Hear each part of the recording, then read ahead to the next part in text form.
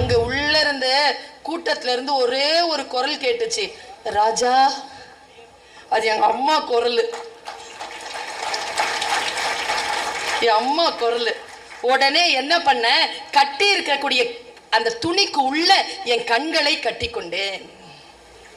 He went to the தியானம் post position.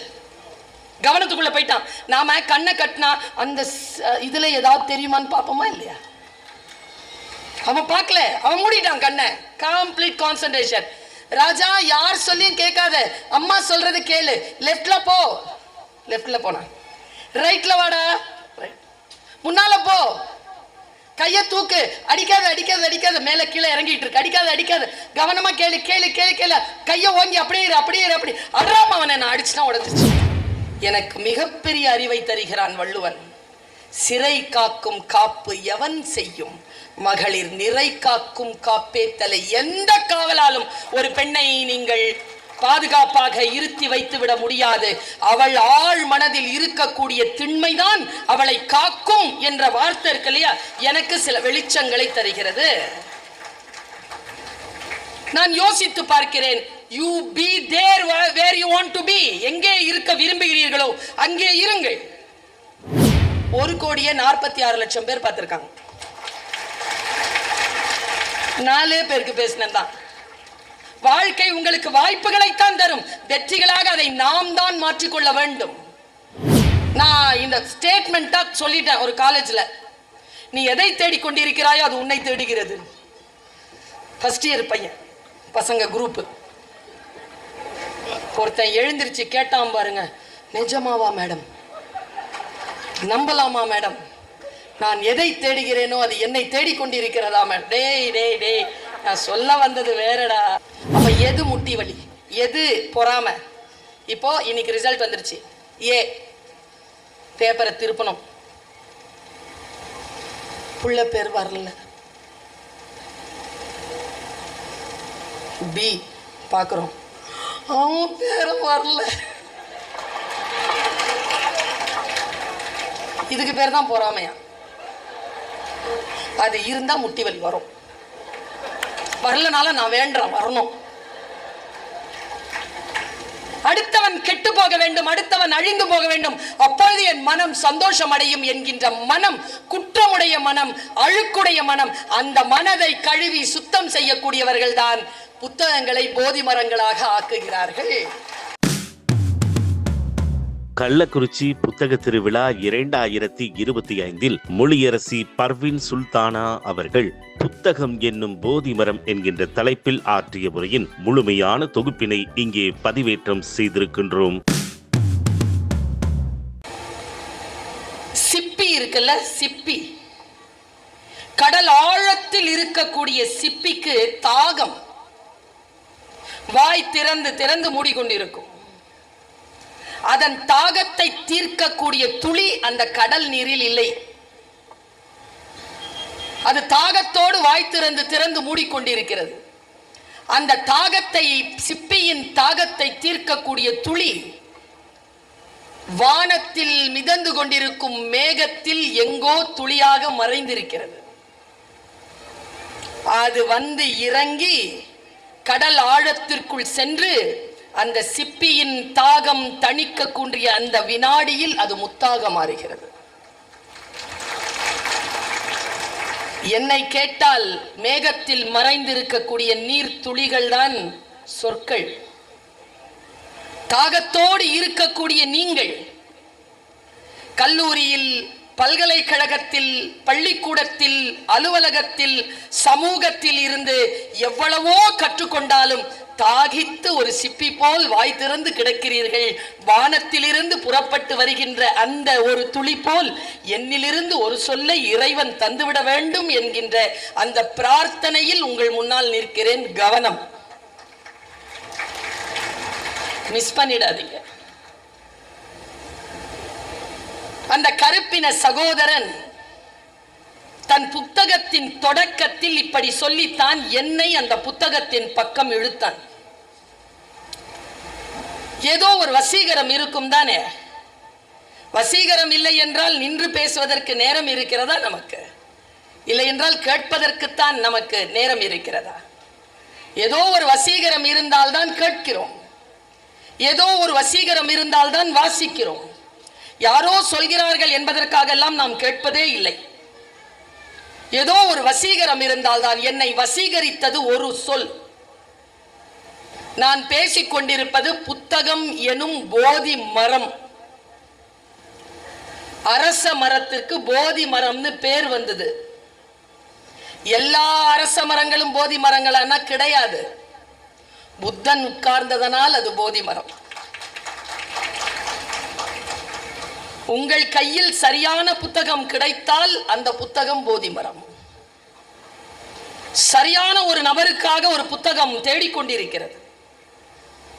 நீங்களாக அது இருக்க வேண்டும் என்பது என்னுடைய அவா. என் கையில் கிடைத்த போதி மரமாக அந்த புத்தகத்தில் அந்த கருப்பின தோழன் சொன்னான், உன் பேரனின் மகன் வாகனங்கள் இன்றி தெருவில் நடப்பான். பெருஞ்சாபம். அது எப்படி என் பேரனின் மகன் வாகனமின்றி தெருவில் நடப்பான்? நான் தான் செல்வ செழிப்போடு இருக்கிறேனே. என் செல்வம் என் மகனுக்கும், அவன் செல்வன் அவன் மகனுக்கும், அவன் செல்வன் அவன் மகனுக்கும் போகும் தானே? கிடையாதாம். அவன் எனக்கு மிகப்பெரிய ஞானத்தை தந்தான். எப்படி சொல்றான் பாருங்க, உங்கள் பேரனின் மகன் வாகனங்கள் இன்றி தெருவில் நடப்பான். காரணத்தை சொல்றாங்க, புரிஞ்சுக்கிட்டீங்கன்னா துளி முத்தாக போகிறது. சிரமமான சூழல் வலிமையான மனிதனை உருவாக்கும். சிரமமான சூழல் வலிமையான மனிதனை உருவாக்கும். வலிமையான மனிதன் வசதியான சூழல்களை உருவாக்குவான். வசதியான சூழல் வலுவற்ற மனிதனை உருவாக்கும்.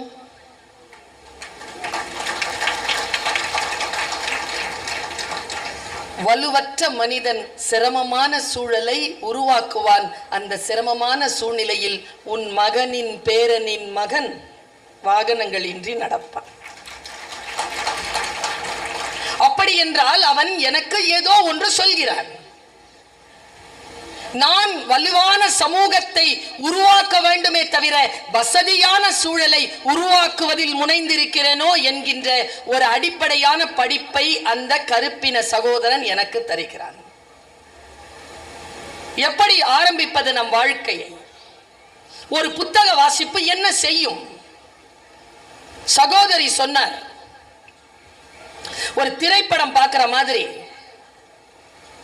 அது ஒரு ரிட்டன் வெர்ஷன். ஒரு திரைப்படத்தினுடைய ரிட்டன் வெர்ஷன் தான் சிறுகதை. நான் உங்களுக்கு ஆசிரியை இல்லையா, அதுக்கு ஒரு விளக்கம் கொடுக்கிறேன். சினிமா பார்த்தீங்கன்னு வச்சுக்கோங்களேன், கற்பனை ஓடாது.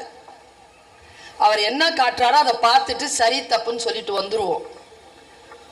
அதை சிறுகதையா படிச்சோம்னா அது கற்பனையாக நமக்குள் கதையாக வரும். சினிமா பார்ப்பதை விட புத்தகம் வாசிப்பது சிறந்தது. ஏன்னு சொல்றேன் பாருங்க. ஐன்ஸ்டீன் சொல்லுகிறார், imagination is more then knowledge. கற்பனை திறன் என்பது அறிவை விட மேலானது. நாம் கற்பனையே இல்லாமல் இருக்கிறோம். இப்பொழுது நான் ஒரு காட்சியை பார்க்கிறேன், அந்த காட்சியை பார்க்கிறேன், அவ்வளவுதான். பாரதியார் இதை சொல்லுகிறார். வெறும் பார்க்கிறோம் இல்லையா? இப்ப நான் பேசுகிறேன், இந்த சொற்கள் உங்களுக்குள் சென்று ஒரு ரசவாதத்தை ஏற்படுத்த வேண்டும். யார் நல்ல ஸ்பீக்கர் தெரியுமா? பேசிட்டு போறவங்க எல்லாம் நல்ல ஸ்பீக்கர் கிடையாது.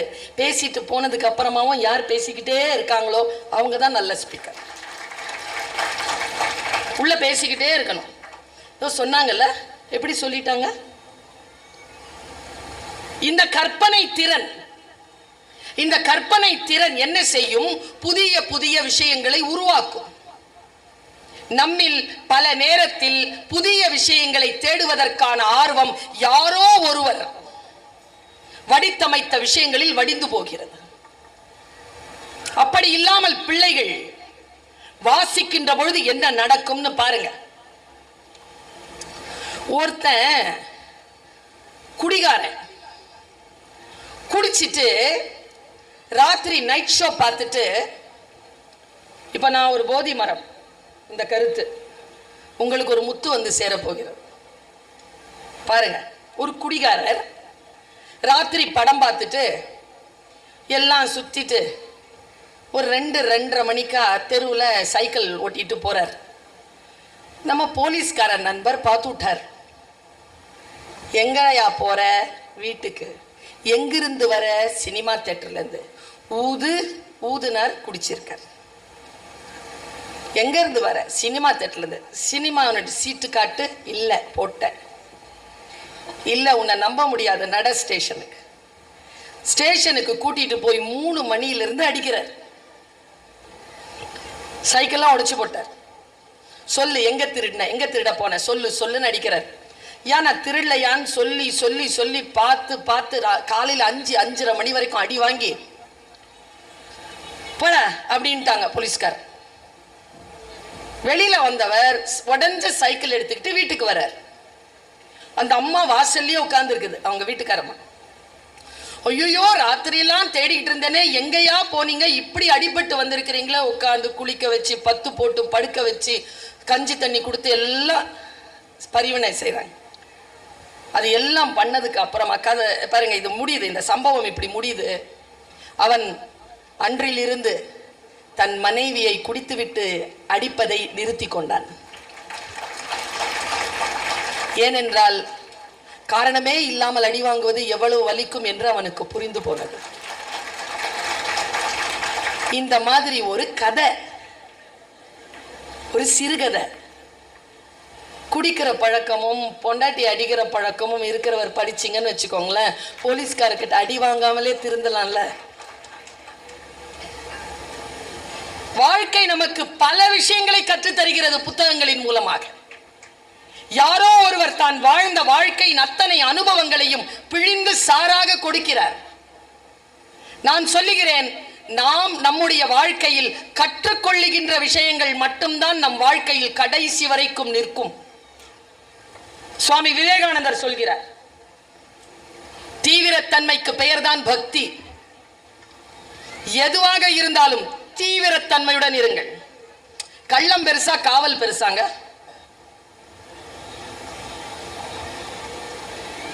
கள்ளம் பெருசா காவல் பெருசா?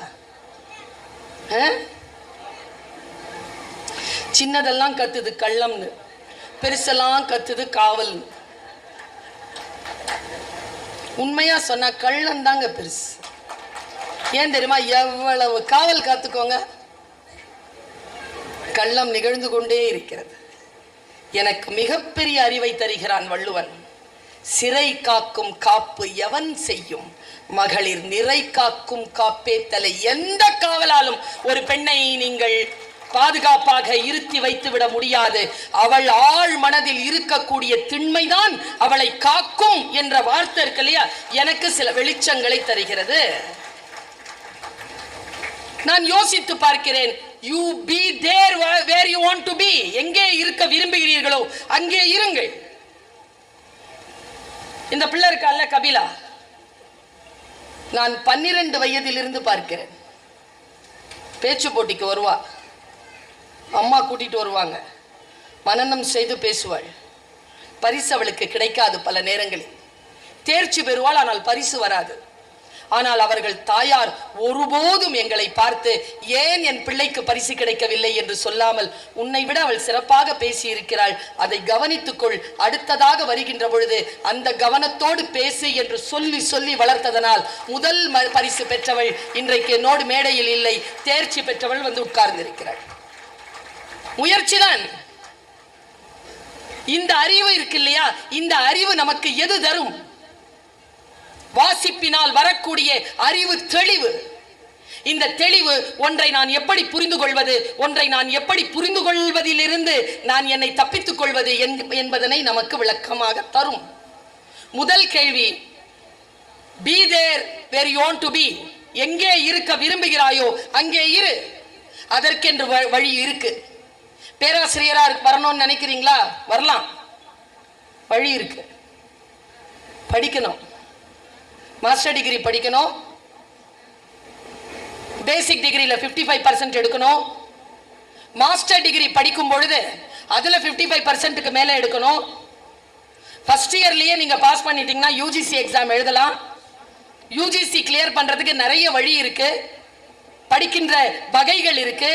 படிச்சு நீங்கள் முனைவர் பட்டம் வரைக்கும் போய் முனைவர் பட்டம் முடித்தால் கல்லூரிகளில் பாடம் நடத்தக்கூடிய பேராசிரியர்களாக வரலாம். எதுவும் தடை கிடையாது, அறிவு முயற்சியும் தான். இந்த அறிவும் முயற்சியும் கொண்டு be there where you want to be, எங்கே இருக்க விரும்புகிறீர்களோ அங்கே இருங்கள். இரண்டாவது வாக்குமூலம் ரொம்ப காத்திரமாக கொடுக்கிறேன். எதற்காக நினைவு கூறப்பட வேண்டும் என்று விரும்புகிறீர்கள்? நம்மில் பல பேருக்கு என்ன பிரச்சனை தெரியுமா? நான் பல நூல்கள் படித்து என்னுடைய படுக்கை அறையில் என் பக்கத்திலே 25 நூல்கள் காத்து கிடக்கின்றன நான் வாசித்து முடிப்பதற்கு. என்னுடைய அலமாரியில் 600க்கும் மேற்பட்ட புத்தகங்கள் காத்து கிடக்கின்றன.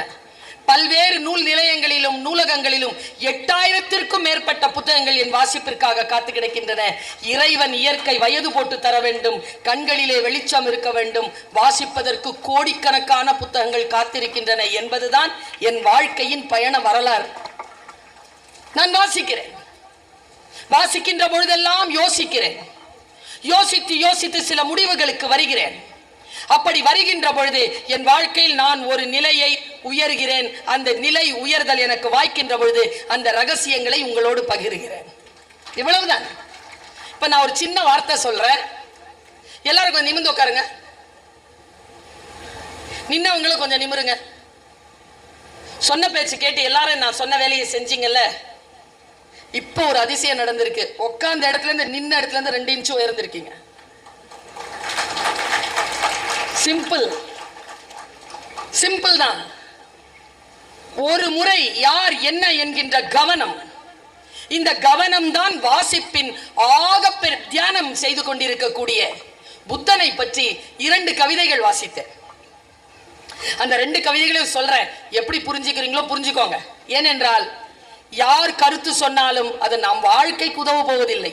நம் வாழ்க்கைக்கு ஏற்றது போல் அதை நாம் பயன்படுத்தினால் ஒழிய எனக்கு இருக்கக்கூடிய வாழ்க்கை சூழல் உங்களுக்கு கிடையாது. அதனால் நான் எந்த அறிவுரையும் உங்களுக்கு தந்துவிட முடியாது. பாருங்கள், சிப்பியின் சத்தம், சிற்பி செதுக்கிய உளியின் சத்தம் புத்தனின் தியானத்தை கலைக்கவே இல்லை. இப்படி ஒரு கவிதை படிச்சேன். உதிர்ந்து போன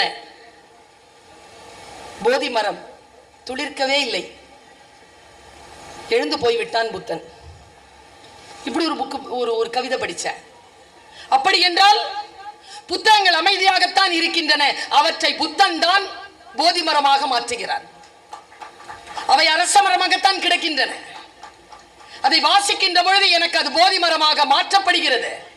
ஒரு கருத்து சொல்றேன் பாருங்க. நான் எதற்காக நீங்கள் நினைவு கூறப்பட விரும்புகிறீர்கள் என்ற கேள்வியை நீங்க வீட்டுல போய் யோசிச்சுக்கோங்க.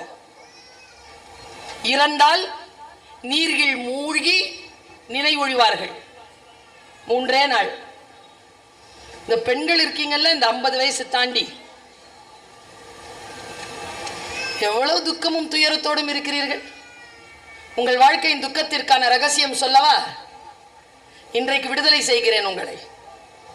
ஆண்கள்லாம் பார்க்கறாங்க, அவங்க அடிமையாக இருந்தால் தானே நாங்கள் மகிழ்ந்து இருப்போம், அவர்களை ஏன் நீங்கள் விடுதலை செய்கிறீர்கள்? விடுதலை செய்கிறேன் பாருங்க. நான் இல்லைன்னா என் வீட்டில் எதுவுமே நடக்காது, கம்முன்னு இரு, எல்லாம் நடக்கும். இந்த கம்முன்னு இருக்கிறதே இல்லை, நாம எல்லாத்தையும் போட்டு தலையில போட்டுக்கிறது.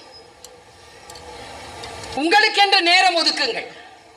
இந்த உலகத்திலேயே அற்புதமான விஷயம் என்று ஒன்று சொல்லவா? எதற்காக நீங்கள் நிறைவு கூறப்பட விரும்புகிறீர்கள் என்ற கேள்வியை கேட்டேன்.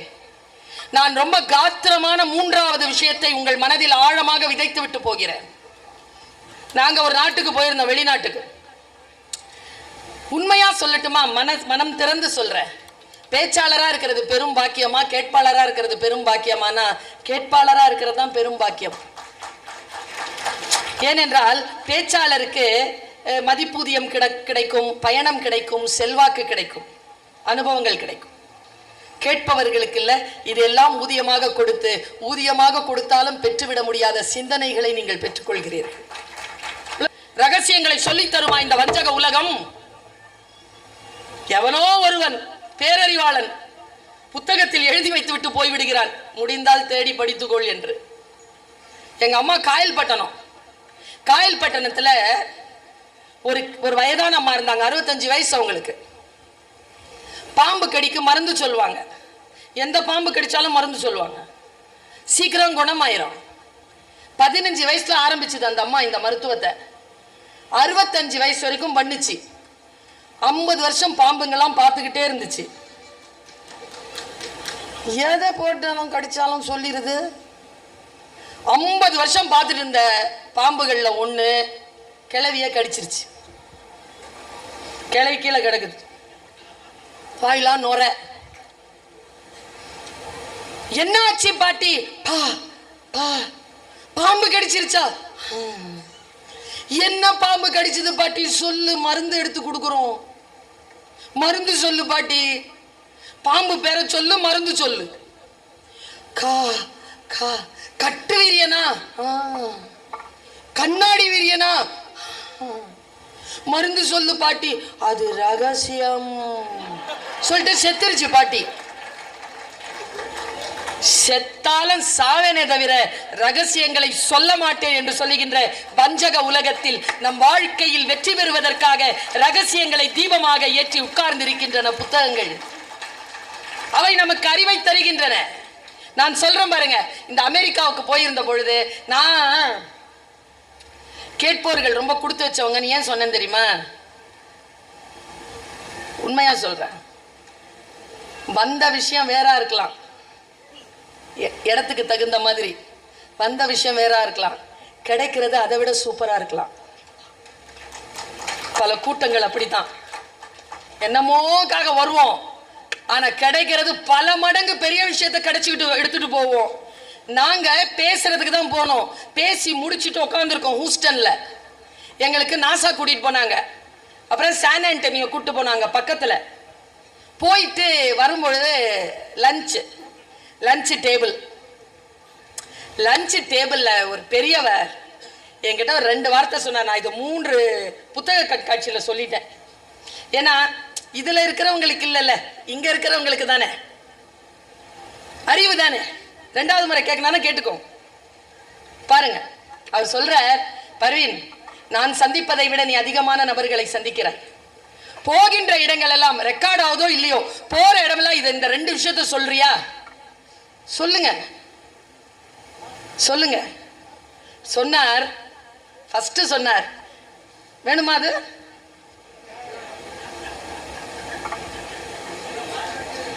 நமக்கு அடுத்தவங்களுக்கு என்ன செய்யணும்னு தெரியுதுங்க, நம்ம படிக்கணும் சம்பாதிக்கணும்னு தெரியுது. ஆனா இந்த வாழ்க்கை இருக்குல்ல, இந்த உடல், இந்த மண், நமக்கு இருக்கிற அறிவு, நம்ம மனசுக்கான மகிழ்ச்சி, இத எப்படி நிர்வகிக்கிறதுன்னு தெரியறதே இல்லையாங்க. அவர் சொன்னாரு, இதை வச்சுக்கிட்டு என்ன பண்றதுன்னு பல பேருக்கு தெரியறதே இல்லை. இதை வச்சுக்கிட்டு என்ன பண்றதுன்னு யோசி. பெரிய விஷயமா பட்டுச்சுங்க. ஏன் தெரியுமா இதை நான் சொல்றேன்? இதுல முதியவர்கள் யாரேனும் இருந்தால் அவர்களுக்கான செய்தியும் இது. 17 வயதிலிருந்து 25 வயது வரை, 45 வயது வரைக்கும் எப்படி வாழ்வது என்பதற்கான தயாரிப்பில் போயிடுதா. 25ல இருந்து 45 வயது, 60 வயசு வரைக்கும் எப்படி வாழணுங்கிறதுல போயிடுதா. 60 வயசுக்கு அப்புறமா எப்படி வாழறதுங்கிறது எந்த திட்டமும் நமக்கு கிடையாது. நம்மில் பல பேர் அந்த சோகத்தின் வாசலுக்குள் இருக்கிறார்கள் என்றால் இதை வைத்துக்கொண்டு என்ன செய்வது என்கின்ற திட்டமிடுதல் நமக்கு இல்லை. என்ன செய்வது? என் வாழ்க்கையை நான் ஆரோக்கியமாக வாழ வேண்டும் என்றால் இதை வைத்து கொலை எவ்வளவு பாவமோ தற்கொலையும் அவ்வளவு பாவம் என்பதனை இந்த அரசாங்கம் சட்டத்தின் மூலமாக நமக்கு சொல்கிறது என்றால் அடுத்தவர்கள் எவ்வளவு சிறப்பாக வாழ வேண்டும் என்று நினைக்கிறீர்களோ நீங்களும் மகிழ்ந்து இருக்கக்கூடிய வாய்ப்புகளை பெற்றுக்கொள்ளுங்கள் என்று சொல்லக்கூடிய அந்த அற்புதமான வாய்ப்பை அந்த ஒரு ஸ்டேட்மெண்ட் எனக்கு கொடுத்தது. நீ சந்தோஷமா இருக்கிறியா? இல்ல, என் பிள்ளைங்கெல்லாம் சந்தோஷமா இருந்தா நான் சந்தோஷமா இருக்கிறேன். இன்னிலிருந்து ஒரு டயலாக விட்டுருங்க, நீங்க சந்தோஷமா இருக்கணும்னா. பாடுறா, என்னையும் என் பொண்டாட்டியும் நீ பார்க்கணுன்ற அவசியமே கிடையாது. படிச்சியா, நல்ல வேலை பார்த்தியா, கல்யாணம் பண்ணிட்டு உன் புள்ள பொண்டாட்டிய வீட்டை பாரு. இப்படி சொல்லி வளர்க்காதீங்க, அதுங்கெல்லாம் அப்படிதான் பண்ணிட்டு இருக்குதுங்க. இங்க பாடுறா, தாலி அடமானம் வச்சு பிஎஃப் அறுத்து கொடுத்து படிக்க வைக்கிறேன். என்னையும் என் பொஞ்சாதியையும் என்னையும் புருஷனையும் என் பிள்ளைங்களையும் நீ தான் பார்த்துக்கணும். வளர்ந்து ஆளாகி எங்கள் கஷ்டங்களில் இருந்து எங்களை மீட்டெடுக்க வேண்டியது உன்னுடைய பொறுப்பு என்று சொல்லி சொல்லி பிள்ளைகளை வளர்த்தால்தான் அந்த பாண்டேஜ் வரன்னு தற்போதுதான் நான் தெரிந்து கொண்டேன். எப்படி வளர்ப்பது, இதை வைத்துக்கொண்டு என்ன செய்வது நமக்கு தெரிவதே இல்லை. இன்னொரு ஸ்டேட்மெண்ட் கொடுத்தார், அது இதை விட அற்புதமான ஸ்டேட்மெண்ட். சொல்தானே, இதோ முத்தாக வந்து விழப்போகிறது பாருங்கள்.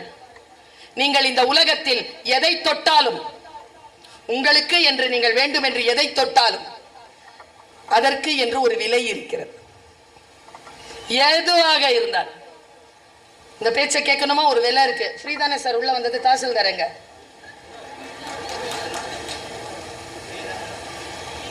ஃப்ரீதானா? ஆனாலும் நீங்கள் ஒரு விலை கொடுத்து கொண்டு இருக்கிறீர்கள். என்ன தெரியுமா? உங்கள் வாழ்க்கையில் நீங்கள் மறுபடியும் பெற்றுவிடவே முடியாத அந்த வாழ்வின் மணித்துளிகளை உங்களுடைய ஊதியமாக இங்கே வழங்கி கொண்டிருக்கிறீர்கள். உங்கள் இத்தனை பேருடைய அன்பை பெறுவதற்கு நான் தந்து கொண்டிருப்பது என் வாழ்க்கையில் நான் மறுபடியும் பெற்றுவிட முடியாத அந்த மணித்துளிகளை இதோ இந்த சக்தி நிலையை எடுத்து சொற்களாக உங்களுக்கு தந்து கொண்டிருக்கிறேன். எதுவே உங்கள் அன்பு வேண்டும் என்றால் நான் இதை செய்தாக வேண்டும். என் சிந்தனை உங்களுக்கு வேண்டும் என்றால் நீங்கள் அதை செய்தாக வேண்டும். எதை தொட்டாலும் அதற்கு என்று ஒரு விலை உண்டு. எல்லாம் பணத்தால் நிர்ணயிக்கப்படுவதே இல்லை. காதலிக்கிறீர்களா, அதற்கென்ற விலை உண்டு. திருமணம் செய்து கொள்ள வேண்டுமா, விலை உண்டு. மண்டபங்க பிடிக்கிறதோ, சாப்பாடு போடுறதோ, நகை நட்டு வாங்குறதோ இல்லை.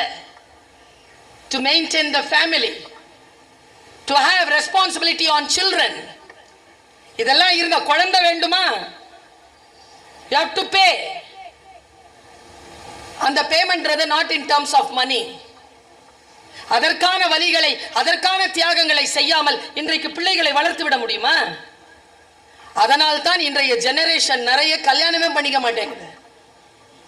எதுக்கு அந்த பொறுப்பு என்று தள்ளி போடக்கூடிய ஒரு சமூகத்தை நாம் பெற்றுவிட்டதற்கு என்ன காரணம்? They don't want to take responsibility. Responsibility is the payment. பொறுப்பு தான் பேமெண்ட் என்று எனக்கு இந்த அனுபவம் எனக்கு சொல்லித் தருகிறது. நான் சிந்தித்து பார்க்கிறேன், நம்முடைய வாழ்க்கையில் நாம் எதையெல்லாம் செய்ய வேண்டும் என்று நினைக்கிறோமோ அதையெல்லாம் செய்வதற்கான மன துணிச்சல், வாழ்க்கையில் திட்டங்கள் நமக்கு இருக்கா? நான் இங்க இருக்கிற எல்லாரையும் சேர்த்து நான் ஒரு விஷயத்தை சொல்றேன். கவனம்,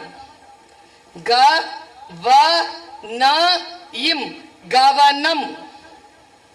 ஒரு வினாடி கவனம் சிதறனாதான் உயிர் போகுது. கவனத்தோடு எப்படி இருப்பது? கவனத்தை எங்க வச்சிருக்கிற அப்படிம்பாங்க. கவனம் இருக்கிறதா நமக்கு? தியான மனம் படைத்தவர்களுக்கு கவனம் இருக்கும். தியானம் என்பது ரொம்ப பெரிய விஷயம்லாம் இல்ல. வேதாத்திரி மகரிஷி சொல்கிறார், சமைக்கின்ற பொழுது உப்பள்ளி போடுகின்றோமே, உப்பள்ளி போடுகின்ற பொழுது இருக்கக்கூடிய மனநிலைக்கு பேர் தான் தியான புள்ளி. வேற எங்கேயுமே செதறாத, அங்கே நிற்கும். செதறிச்சுன்னா அளவு மாறிடும், ருசி மாறிடும். இந்த தியானம், இந்த தியானத்தோடு நாம் இருக்கிறோமா? கவனம். இந்த கவனத்தை எப்படி நான் விளக்குறது? நான் 25 வருஷமா டீச்சரா இருக்கிறேன்னு சொல்றேன்ல, அதுல ரொம்ப வெற்றிகரமான நான் பெருமைப்படுற ஒரு விஷயம் என்னன்னா, என் கிளாஸ்ல இது வரைக்கும் ஒண்ணு கூட ஃபெயில் ஆனது இல்லை. எல்லாம் பாஸ், தேர்ச்சி. நான் உங்களுக்கு என்ன பத்தி தெரியும், அந்த ஃபர்ஸ்ட் மார்க் வாங்குறதுல எல்லாம் எனக்கு உடன்பாடு இல்லை. அதுக்காக கடைசி பெஞ்ச் எல்லாம் கிடையாது. யாரெல்லாம் ஃபர்ஸ்ட் மார்க் வாங்குறாங்களோ அவங்களெல்லாம் ஜெயிக்கிற ஸ்ட்ராட்டஜி. ஃபர்ஸ்ட் மார்க் 98 வாங்கக்கூடாது. 98 எதெல்லாம் வாங்குதோ அதெல்லாம் ஜெயிக்கணும். அவ்வளோதான். அவுட்ஸ்டாண்டிங். அவுட்ஸ்டாண்டிங்காக வரதுக்கு நாமளே வளர்த்துக்கிட்டு போனால் போதும். ப்ரோக்ரஸ். 98 92 வாங்கினாலும் அவள் தான் ஃபர்ஸ்ட் மார்க்கு. ஆனால் 32 வாங்கினா, நான் 38 வாங்கினேன்னா அவளை விட நான் ஜெயிக்கிறேன்னு அர்த்தம். இதுதான் ஸ்ட்ராட்டஜி.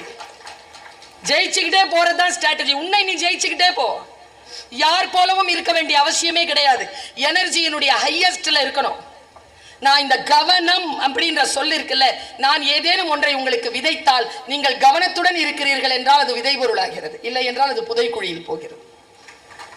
அது விதைக்குழியா புதைக்குழியா ஒன்றும் இல்லை.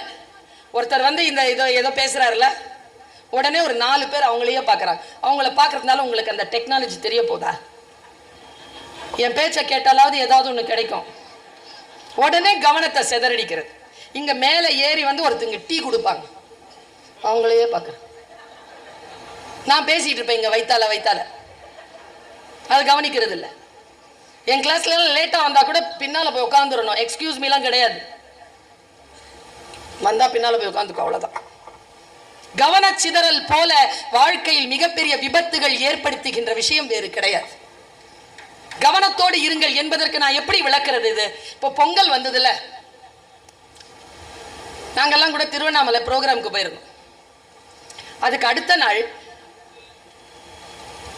இந்த விருத்தாச்சலம் ஸ்ரீமுஷ்ணம் அது பக்கத்துல ஒரு கோவில். அந்த கோவில்ல பொங்கல் விழா. நான் இதை சொல்றேன், சத்தியமா சொல்றேன், கரெக்டான டேர்ம்ஸ்ல இது போயிடுச்சுன்னா அரச மரம் போதி மரமாகும், அந்த துளி முத்தாகும். பாருங்க, மிக கவனமாக கேளுங்க இது என்னன்னு. நான் போய் உட்கார்றேன், நிகழ்ச்சி முடிஞ்சது, உரி அடிக்கிற ஃபங்க்ஷன். அது போட்டி நடத்துவீங்கல்ல, உரி. எத்தனை பேர் இங்க உரி அடிச்சு பிரைஸ் வாங்கியிருக்கீங்க? உரி அடிச்சிருக்கீங்கன்னு தான் சொல்லணும், பிரைஸ் வாங்கியிருக்கீங்கன்னு சொன்னேன். கஷ்டம் பாருங்க, நிறைய பேர்ல இல்லை, முடியாது, அவ்வளோ சீக்கிரம் முடியாது. உரி அடிச்சு பிரைஸ் வாங்குறது கஷ்டம். பாருங்க, அங்க அந்த காம்படிஷன் நடந்துட்டு இருந்தது. நான் சொல்றேன், கவனமா கேட்டுக்கோங்க, வாழ்க்கையில் பயன்படும். என்ன ஆச்சு, ஒரு 100 பேர் பார்ட்டிசிபென்ட்ஸ், 6ல இருந்து 18 வயது வரைக்கும் பார்ட்டிசிபென்ட்ஸ். ப்ரோக்ராமினுடைய ரூல் என்னன்னா, எடுத்து 1 attempt தான். மிஸ் ஆயிடுச்சுன்னா கையில இருந்து கம்பு புடுங்கிக்கிறாங்க. அத்தனை பேரும் கலந்துக்கிட்டாங்க. 6 வயசு பையன் ஜெயிச்சான். 6 வயசு ஜெயிச்சுட்டு வந்து இப்படி வந்து உட்கார்ந்தான். என் பக்கத்துல ஃப்ரண்ட் ரோல் வந்து உட்கார்றான். ஜெயிச்சிட்டான்ல, உட்கார்றான். நான் அவனை பார்த்தேன். அவன் என்னை இப்படி திரும்பி இப்படி பார்த்தான் பாருங்க, கண்ணு கத்தி மாதிரி இருக்கு. என்ன பேரு உனக்கு? இந்த கண் எப்படி இருந்துச்சு சொல்லவா? என் பதிவுக்கு ஒபாமா சார் இருக்காருல்ல, அவர் கண்ணு இப்படி இருக்கும், அப்படி ஷார்ப்பா இருக்குங்க அவன் கண்ணு. அப்படி பார்த்தான். என்ன பேருன்னு பேரை சொன்னான் பாருங்க, ராஜராஜன். நீனா ஏய் ஃபுல் பேர் சொல்லுப்பான்னு. நான் குழந்தைங்களோட நல்லா பேசுவேன், உங்களோட பேசுறதெல்லாம் அங்க பேசி பிராக்டிஸ் பண்ணது தான், சரியா? ஃபுல் பேரை சொல்லு. ராஜராஜ சோழன். சூப்பர். கிண்டல் வந்துருச்சு எனக்கு இங்க. அவ்வளவு திமிரா சொல்றான். உனக்கு மகன் பிறந்தா என்ன பேர் வைப்பேன்னு கேட்டேன். அவனுக்கு வரலாறு தெரிஞ்சிருக்கணும்ல, இல்லைன்னா அவனை போட்டு மொக்கலான்னு. ஆசிரியர்களுக்கு அப்படி ஒரு மனசு இருக்கும். அவன்ல அது என் தாத்தாவுக்கு வச்சுட்டேன்னா, தாத்தா பேர் என்னப்பான்னு கேட்டேன். ராஜேந்திர சோழன்.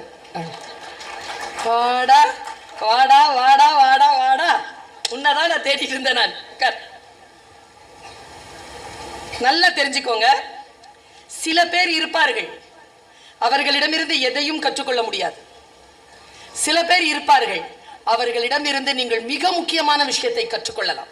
ஆனால் எதை கற்றுக்கொள்வது, யாரிடமிருந்து கற்றுக்கொள்ளாமல் விடுத்து செல்வது என்கின்ற பேரறிவு உங்களுக்கு ரொம்ப ஷார்ப்பான கவனம் இருந்தால்தான் வரும். இல்லைன்னா தவறான மனிதர்களுடைய வழிகாட்டுதலை எல்லாம் கேட்டுக்கிட்டு ஆமா ஆமான்னு நடந்துருவோம். அவன்கிட்ட இவ்வளவு பேசிட்டேன்னா, ஜெயிச்சுட்டு வந்திருக்கானா, பா நீ எப்படி ஜெயிச்சங்கிற அந்த ரகசியம் எனக்கு வேணும் மனசுல சொல்லிட்டேன். ராஜராஜ சோழன், எனக்கு ஒரு டவுட். அப்படி பார்த்தா, எப்படி ஜெயிச்ச சொல்லட்டுமா? சொல்லு. அவன் எப்படி ஜெயிச்சங்கிறத சொன்னான். சொல்லட்டுமா? பாருங்க, அவன் சொல்றான், எனக்கு பல விஷயம் வெளிச்சம் ஆயிடுச்சியா. 45 வயசு கடந்து இருக்கிறேன்யா. எனக்கு 6 வயசு சிண்டு. எவ்வளவு பெரிய வாழ்க்கையினுடைய விஷயத்தை சொல்லி தந்துட்டான் தெரியுமா? அதனால் தான் சொல்லுகிறேன், வயது வித்தியாசம் கிடையாது கற்றலுக்கு.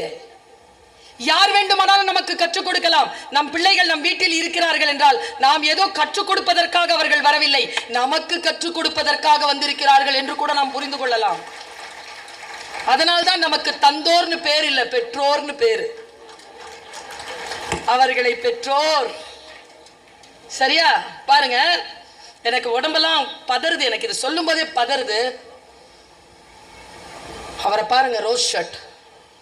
அவர் தான் ரெஃப்ரி. ஆமா, என்ன அவருக்கு? அவர் என்ன பண்ணார் தெரியுமா? என்ன பண்ணார்? கண்ணை கட்டிட்டாரா? ஆமா, கண்ணை கட்டி சுத்தி விட்டாரு. வாழ்க்கையும் நமக்கு கண்ணை கட்டி சுத்தி தானே விடுகிறது. கண்ணை கட்டி விடுறதானே பாவம், பொழைச்சு போன்னு சுத்தி விட்டுருதுங்க. சுத்தி விட்டாலும் பரவாயில்லைங்க, அவர் காதல விசில் ஊன்னு ஊதி இருக்கிறாரு. ஏன்னா யாரும் வழிகாட்டிடக்கூடாதுன்னு. அப்புறமா அவர் தப்பு தப்பா வழிகாட்டி இருக்கார். இந்த 4 சிரமங்கள் அந்த குழந்தை சகித்திருக்கிறது. ஒன்று, கண்ணை கட்டி இருக்கிறார். இன்னும் அவனை கண்ணை ஓப்பனா விட்டு கையில கொடுத்தாலே அவனுக்கு உடைக்கிறதுக்கு 1 வருஷம். அவன் கண்ணை கட்டி விட்டு சுத்தி விட்டு காதல விசில் ஊதி தப்பா வேற வழிகாட்டி இருக்காரு. அப்ப எப்படிப்பா ஜெயிச்ச ராஜராஜான்னு கேட்டேன். சொல்றான் பாருங்க, எங்க புள்ள இப்படி சுத்தி விட்டாங்களா, எல்லாரும் லெஃப்ட்ல போ, ரைட்ல போ, லெஃப்ட்ல போ, ரைட்ல போ. எத்தனை பேர் இருக்கிறாங்க பாருங்க, 500 பேருக்கு மேல இருந்தாங்க. அத்தனை பேரும் கத்துறாங்க. நான் என்ன பண்ணேன், இப்படி கேட்டுக்கிட்டே இருந்தேன்னா அங்க உள்ள இருந்து கூட்டத்துல இருந்து ஒரே ஒரு குரல் கேட்டுச்சு, ராஜா. அது எங்க அம்மா குரல். என் அம்மா குரல். உடனே என்ன பண்ண, கட்டி இருக்கக்கூடிய அந்த துணிக்கு உள்ள என் கண்களை கட்டி கொண்டேன். He went to the தியானம் போஸ்ட் பொசிஷன். கவனத்துக்குள்ள போயிட்டான். நாம கண்ணை கட்டினா அந்த இதுல ஏதாவது தெரியுமான்னு பாப்போமா இல்லையா? அவன் பார்க்கல, அவன் மூடிட்டான் கண்ணை. Complete concentration. ராஜா, யார் சொல்லியும் கேட்காத, அம்மா சொல்றது கேளு. லெஃப்ட்ல போ. லெஃப்ட்ல போனா. ரைட்ல வாடா. முன்னால போ. கைய தூக்கு. அடிக்காத அடிக்காத அடிக்காத. மேல கீழே இறங்கிட்டு இருக்கு. அடிக்காத அடிக்காத. கவனமா கேளு கேளு கேளு கேளு. கைய ஓங்கி அப்படியே இரு அப்படியே இரு. அப்படி அடாம அவனை நான் அடிச்சுனா உடஞ்சிச்சு. கவனம். ஒரு புத்தகம் ஏன் வாசிக்க வேண்டும்? கவனம். ஒரு புத்தகத்தை வாசிக்கின்ற பொழுது புத்தகத்தை தவிர்த்து நீங்கள் வேறு எதுவும் செய்துவிட முடியாது. அந்த கவனம் உங்களுக்கு கிடைக்கும். விளையாட்டு. இந்த 2 வேலையை மட்டும் செய்யாதீங்க. குழந்தைகளை திட்டாதீங்க. இந்த 2 வேலையை சொல்லி திட்டாதீங்க. நடிக்காதரா, விளையாடாதரா. ஏன்னா இன்னைக்கு இந்த 2 டிபார்ட்மெண்ட் தான் நிறைய சம்பாதிச்சிட்டு இருக்கு. சம்பாதிக்கிற மாதிரி நடிடா,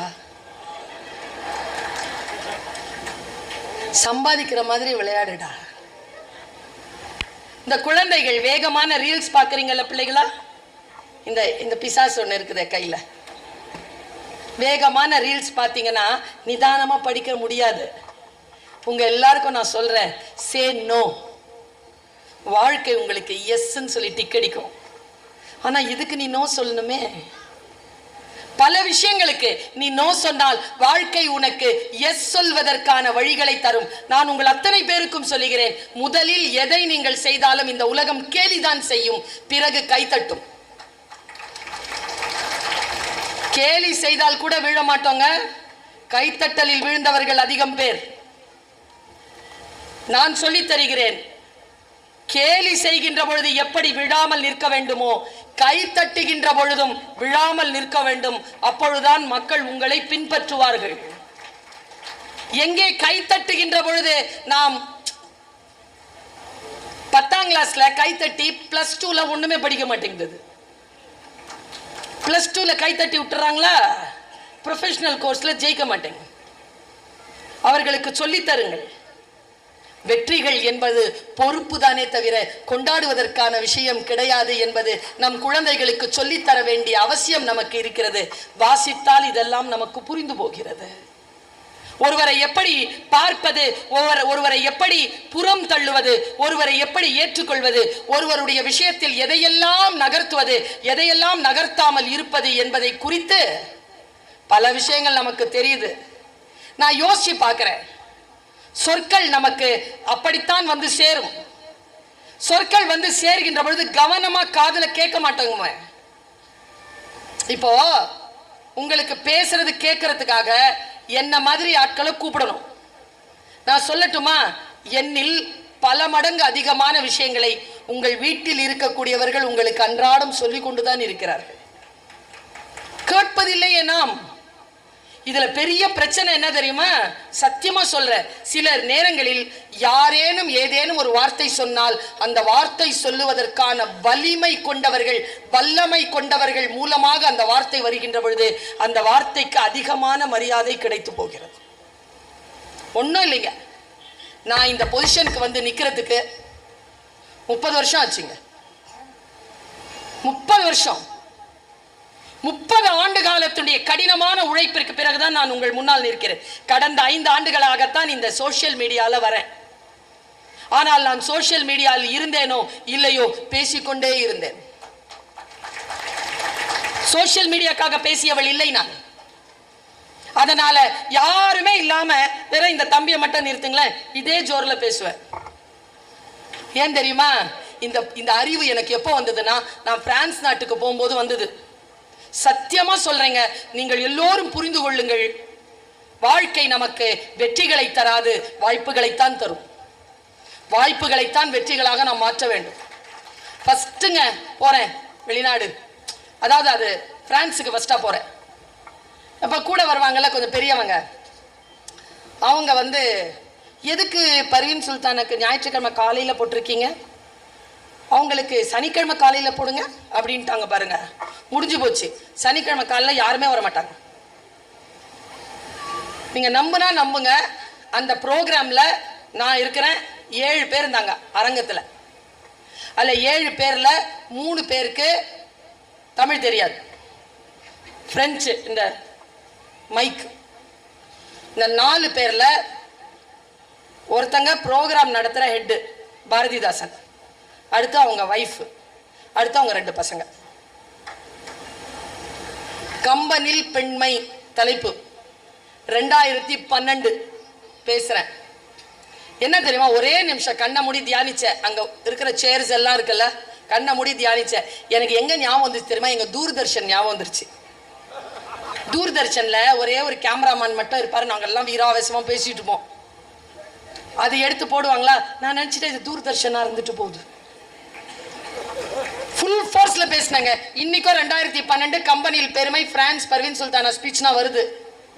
1,46,00,000 பேர் பார்த்திருக்காங்க.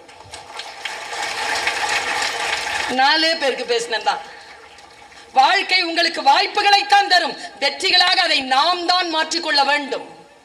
பாருங்க, ரொம்ப நுட்பமான வார்த்தை. என்னுடைய தகப்பனார் என்ன 2 வயசுல இருந்து 15 வயசு வரைக்கும் தாலாட்டு பாடி வளர்த்தார். அம்மா பாட மாட்டாங்க, அப்பா தான் பாடுவார்.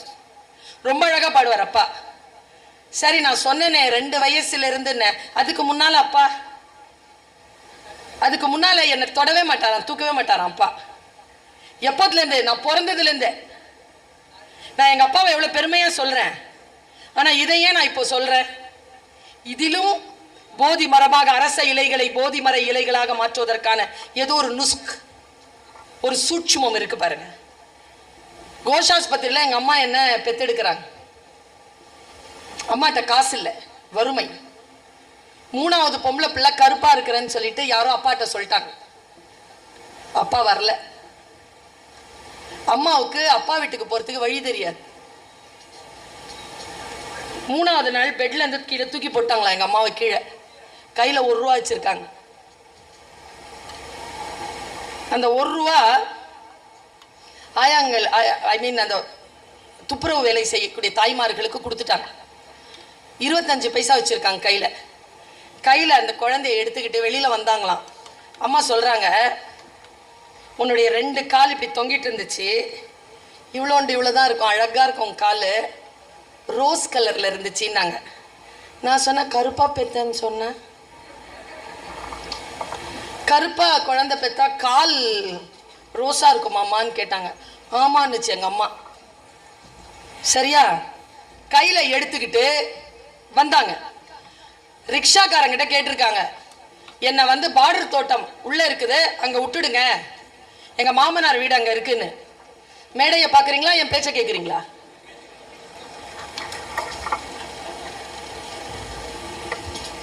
ரிக்ஷாக்கார் சொன்னாராம், 1 ரூபா ஆகும்னாராம். இங்க பாரு, புள்ள பெத்து 3 நாள், எனக்கு போக வழி தெரியாது, என் மாமனார் வீட்டில் விடுறியா இல்லையா? 15 பைசா பிள்ளைக்கு பால் வாங்க வேணும், 10 பைசா தான் தருவேன். அந்த ரிக்ஷாக்காரில் ஏறுமா அப்படின்னாராம். ஏறி உக்காந்து ஃபர்ஸ்ட் பயணம் என்னுடையது. நான் போயிருக்கேன். எங்க அம்மா இதை சொல்லி எங்க தெரியுமா நிறுத்தினாங்க? எனக்கு எப்ப தெரியுமா சொன்னாங்க? நான் ரொம்ப முதல்ல மலேசியாவுக்கு கிளம்புறேன். அந்த டைம்ல காலில் செருப்பு போடுறேன், எங்க ஏர்போர்ட் போறதுக்கு. அந்த ஸ்பாட்ல சொல்லுது எங்க அம்மா இந்த கதையை. ஏம்மா இப்போ சொன்னீங்க நீங்கன்னு சொன்னீங்க. இல்ல, என் குழந்தை இப்படி கையில பிடிச்சிட்டு இருக்கும்போது அந்த 2 காலை பார்த்தேன்ல, அது இப்போ இப்படியே கண்ணில் இருக்கு. அந்த 2 கால் தான் இப்போ மலேசியா போகுது, ஃப்ளைட் ஏற போகுது சொன்னாங்களா?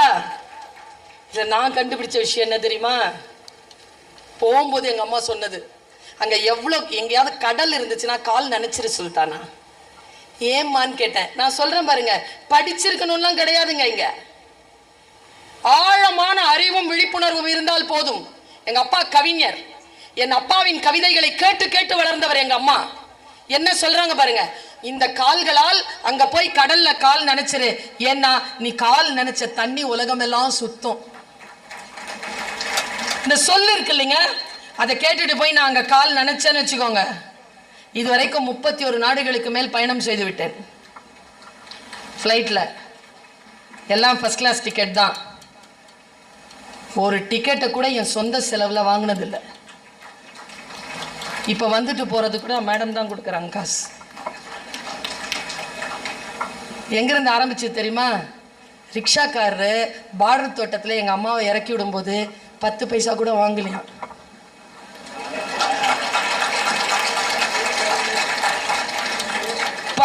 பைசா செலவு இல்லாம ஃபர்ஸ்ட் தொடங்கின பயணம் இதோ இது வரைக்கும் சுத்திக்கிட்டு இருக்கிறேன்னா ஒரே காரணம், கவனம். படித்து விடுங்கள், கேட்டு விடுங்கள். யாருடைய வார்த்தையிலிருந்து வரக்கூடிய வார்த்தைகள், எந்த புத்தகத்திலிருந்து மறைந்திருக்கக்கூடிய சொல் நம்மை மாற்றும் என்று நமக்கு தெரியாது என்பதனை புரிந்து கொண்டு விழிப்புணர்வோடு இதை நாம் உள்வாங்கிக் கொள்வது. வாழ்க்கை நமக்கு சில விஷயங்களை முன்னால தூக்கி இப்படி போடும். நான் பல நேரங்களில் உங்ககிட்ட கேட்டிருக்கேன். இப்போ போன வருஷம் கேட்டேன், இந்த வருஷமும் கேட்கிறேன். ஞாபகம் இருந்தா ஞாபகம் இருக்குன்னு சொல்லுங்க, இல்லைன்னா இல்லைன்னு சொல்லுங்க. நம்ம எத்தனை பேருக்கு கார் ஓட்டணும்னு ஆசை? இந்த மாதிரி நீங்க போய் கேளுங்களேன், இந்த உலகத்துல நிறைய பேருக்கு கார் ஓட்டணும்னு ஆசை. 50 விழுக்காடு டிரைவர் ஆயிடுறாங்க. ஏன் தெரியுமா? பிரபஞ்சம் உங்கள் ஆசையை குறித்துக் கொள்கிறது. எங்கே தெரியுமா நீங்கள் மாறுபட வேண்டும்? யார் காரை?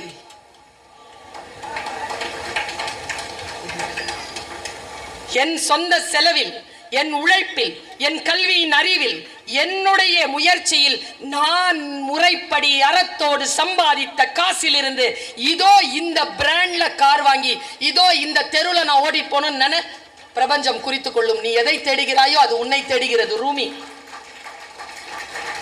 ரூமி சொல்கிறான், நீ எதை தேடினால், மரணத்தை தேடுகிறாயா, மரணம் உன்னை தேடும். தோல்வியை தேடுகிறாயா, தோல்வி உன்னை தேடும். வெற்றியை தேடுகிறாயா, வெற்றி தேடும். நான் இந்த ஸ்டேட்மெண்டா சொல்லிட்டேன் ஒரு காலேஜ்ல, நீ எதை தேடிக்கொண்டிருக்கிறாயோ அது உன்னை தேடுகிறது. ஃபர்ஸ்ட் இயர் பையன், பசங்க குரூப். ஒருத்தன் எழுந்திருச்சு கேட்டான் பாருங்க, நிஜமாவா மேடம், நம்பலாமா மேடம், நான் எதை தேடுகிறேனோ அது என்னை தேடிக்கொண்டிருக்கிறதா மேடம். டேய் டேய் டேய், நான் சொல்ல வந்தது வேறடா. கொய்யா மரத்திலிருந்து இறங்கு, அங்கிருந்து நீ பார்ப்பது உலகம் அல்ல. ரூமியை வாசியுங்கள். எனக்கு தெரிந்து ரூமியினுடைய கவிதைகளை எனக்கு அறிமுகம் செய்த கவிக்கோ அப்துல் ரஹ்மான் வாழ்க்கையை பற்றி ஒரு மிகப்பெரிய தரிசனத்தை எனக்கு தந்தார். உங்களோடு அதை நான் பகிர்கிறேன். இது போதி மரம் தான். கவிக்கோனுடைய புத்தகத்தை எல்லாம் எடுத்தால் அது போதி மரத்திற்கு கீழே உட்கார்பவர்கள் தான். ஆனால் நாம் புத்தனாக இருந்தால் அது போதி மரமாகும், இல்லை என்றால் வெறும் அரச மரமாகவே நின்று காற்றளிக்கும். வாசிக்கின்ற சுகம் மட்டுமல்ல, வாசிப்பினால் வரக்கூடிய பலனோடு சேர்ந்த சுகம் நமக்கு கிடைக்க வேண்டும் என்றால் சில புரிதல்களோடு சில வாசனைகளை வாசிப்புகளை முன்னெடுக்க வேண்டும். பாருங்க, கவிக்கோ சொல்கிறார், அதுதான் தொடங்குது கவிதை. அதுதான் சமாதியில் மலர்ந்து சிரிக்கும் பூவை பார்த்திருக்கிறீர்களா? சமாதியில் மலர்ந்து சிரிக்கும் பூவை பார்த்திருக்கிறீர்களா? கலவரத்தில் கொலையுண்ட பெற்றோரின் பிணங்களின் மீது விளையாடும் குழந்தைகளை பார்த்ததுண்டா? வாகன நெரிசல்களுக்கு மேலே சாலையின் குறுக்கே பறந்து செல்லும் வண்ணத்து பூச்சியை பார்த்து இருக்கிறீர்களா? மின்விளக்கு குமிழ்களை மோகத்தோடு மொய்க்கும் விட்டில்களை பார்த்திருக்கிறீர்களா?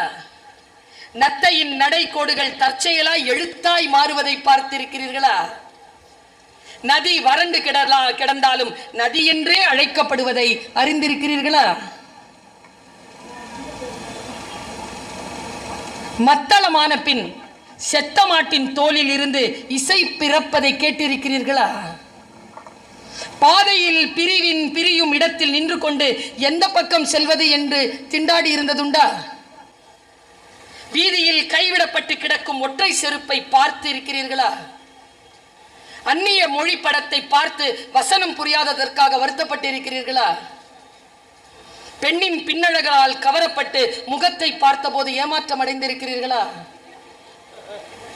கடைசி பக்கங்கள் கிழிந்து போன துப்பறியும் நவீனத்தை தெரியாமல் எடுத்து படித்ததுண்டா? இதுதான் வாழ்க்கை. நான் படிச்சிட்டுங்க, வாழ்க்கை இப்படியானது. ஆமாம், திருப்பு முனைகளை கொண்டதுதான் வாழ்க்கை. அதில் பல நேரங்களில் நமக்கு பிரிடிக்ஷனே கிடையாது.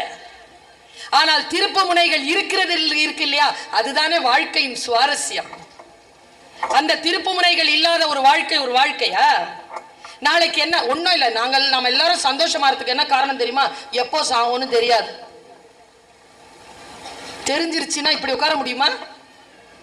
இந்த தெரியாது, சாவுற நாள் என்னைக்கு தெரியாதுங்கிறத ஒருத்தன் பிசினஸ் ஆக்கனானே, அவன் பேர் எல்ஐசி. இல்ல மேடம், சார் சாவ முதலீடா மாத்தினாருங்க அவங்க. எவ்வளவு பெரிய விஷயங்க அது. இப்ப நான் ஒரு வார்த்தைகளை கேட்கிறேன்னு வச்சுக்கோ, இப்படிலாம் நான் யோசிச்சுட்டே இருப்பேன். தட்டு சாப்பிட முடியுமா? சாப்பிட முடியுமா? எவன் சாப்பிட முடியும்னு நினைச்சானா அவன் கோன் ஐஸ்கிரீம் கண்டுபிடிச்சான். Lateral thinking, analytical thinking, critical thinking, இது எல்லாம் தான் வாழ்க்கையில் நமக்கு மிகப்பெரிய விஷயத்தை நமக்கு சொல்லித் தருகின்றன. நான் ஒரு விஷயத்தை சொல்றேன் பாருங்க. ஒரு 5 நிமிடங்களில் என் பேச்சை நான் நிறைவு செய்கிறேன். குறளை வாசித்துக் கொண்டிருந்தேன். குறள் எனக்கு மிகப்பெரிய பேருண்மையை எனக்கு இப்படி தருது. மறந்தும் பிறன் கேடு சூழற்க, சூழின் அறம் சூழும் சூழ்ந்தவன் கேடு. இது ஒரு குறள். இப்படி சொன்னா புரியல. யார பத்தியும் கெட்டது நினைக்காதீங்க. நீங்க நினைச்சிட்டீங்கன்னு வச்சுக்கோங்களேன், அறம் இருக்குல்ல, கடவுள் நிலை இருக்குல்ல, பிரபஞ்சம் இருக்குல்ல, அது உங்களை கெட்டது நினைக்க தொடங்கிருமா. இப்படிங்கிறான் வள்ளுவன். பயமா இருந்ததுங்க அந்த குறள் படிச்சுட்டு. பொறாமப்பட்டிருக்கீங்களா?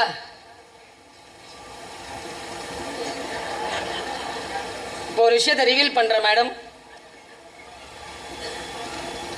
யாருக்கெல்லாம் முட்டி வலி இருக்குதோ அவர்கள் எல்லாம் பொறாமை குணம் கொண்டவர்கள். இத நான் சொல்லல. என்னன்னா ஒன்றும் இல்லைங்க, பொறாமை குணம் இருந்ததுன்னா இப்போ ஒரு பாப்பா இப்படி போகுதுன்னு வச்சுக்கோங்களேன், அவன் நல்லா தான் போவா. முட்டி தான் வலிக்குமா. நாளே எனக்கு இது புரியல. எனக்கு பால்ராவாயன் சார்னு ஒருத்தர் இருந்தார். அவர் தான் வந்து எங்களுக்கு கிளாஸ் எடுப்பாரு, பேராசிரியர்களுக்கு ரெஃப்ரெஷர் கோர்ஸ், ஓரியன்டேஷன் கோர்ஸ்லாம் எடுப்பாரு. அந்த மாதிரியான ஒரு மீட்டிங்ல போய் உட்காரும் போது அவர் தந்த அற்புதமான மேட்டர். நான் ஒன்னு சொல்றேன், புத்தக வாசிப்பை அரச மரத்தில் கீழே உட்கார்கின்ற சாமானியனாக இல்லாமல் அரச மரத்திற்கு கீழே உட்கார்கின்ற புத்தனாக மாறி நீங்கள் அதை கையில் எடுத்தால் அது போதி மரமாக மாறும்ன்றாங்கல்ல.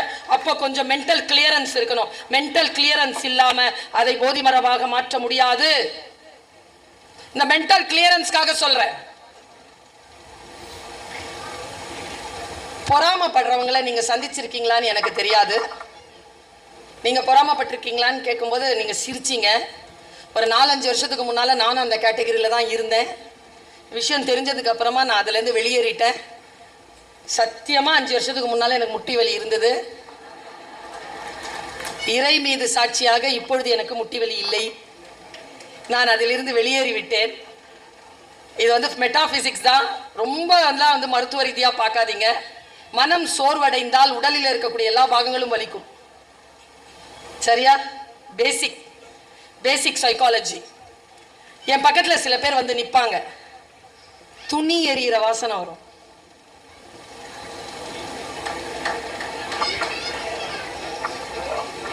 வயித்தெரிச்சல் படுவாங்க பாருங்க. கட்டி இருக்கிற ட்ரெஸ் எல்லாம் எரியும், நமக்கு வாசனை வந்துடும். கண்ணேறு படுதுன்னு எங்க அம்மா. பாருங்க, பொறாமன்றது என்னதுங்க? யாருமே எனக்கு இப்படி விளக்கம் கொடுத்ததே கிடையாதுங்க. விளக்கம் கொடுத்தால் நான் அதிலிருந்து வெளியேறுகிறேன். விளக்கம் தெரியாம தானே இருக்கிறேன். பாருங்களேன், குற்றியலுகிறதுக்கும் முற்றியலுகிறதுக்கும் என்ன வித்தியாசம் எனக்கு தெரியாது. எம்ஏ நடத்தும் போது எங்க தெய்வ சுந்தரம் சார் சொன்னாரு, குரங்கு கூ என்றால் உதடுகள் முழுதுமாக இப்படி குவிந்தால் அது முற்றியல் உகரம். குரங்கு என்று சொல்லும் போது உகரம் பாதி அளவில் உதடு விரிய ஒலித்தால் அது குற்றியல் உகரம்னு சொல்லி கொடுத்தாரு. எனக்கு இப்ப புரிஞ்சிருச்சு. புரியுற மாதிரி சொல்லி கொடுக்கறது இல்லைல்ல. சொல்லி கொடுத்தாதான் நம்ம திருந்திருவோமே. இப்போ நான் சொல்ற பெட்டு கட்டுறேன். இந்த அவையில இருந்து வெளியேறுகின்ற பொழுது இங்க இருக்கக்கூடிய அத்தனை பேரும் பொறாமை என்கின்ற குணத்தை அப்படியே மண்ணில் புதைத்து விட்டு தான் போவீர்கள். Easy, very easy. இப்ப நான் சொல்றேன், பால்ராவாயன் சொன்னது அப்படியே சொல்றேன். ஏ பி அப்படின்னு 2 பேர் அண்ணன் தம்பிங்க. கல்யாணம் ஆச்சு. கல்யாணம் ஆன உடனே 2 பேரும் பங்காளிங்க. எப்படி உங்களுக்கு எப்படி அன்பா இருப்பாங்கன்னு நீங்களே பார்த்துக்கோங்க. பங்காளிங்க நல்லபடியா வளர்றாங்க. 2 பேருக்கும் ஆம்பளை பிள்ளை பிறக்குது. ஆம்பளை பிள்ளை பெற்று வளர்க்குறாங்க. இங்கிலீஷ் மீடியம் ஸ்கூல்ல வளர்க்குறாங்க படிச்சு. அது +2 படிக்குது, இதுவும் +2 படிக்குது. இவர் ஒரு டீ கடையில் நின்று டீ குடிச்சிட்டு இருக்கும்போது சொல்றாரு, நாமெல்லாம் தான் என் பிள்ளைய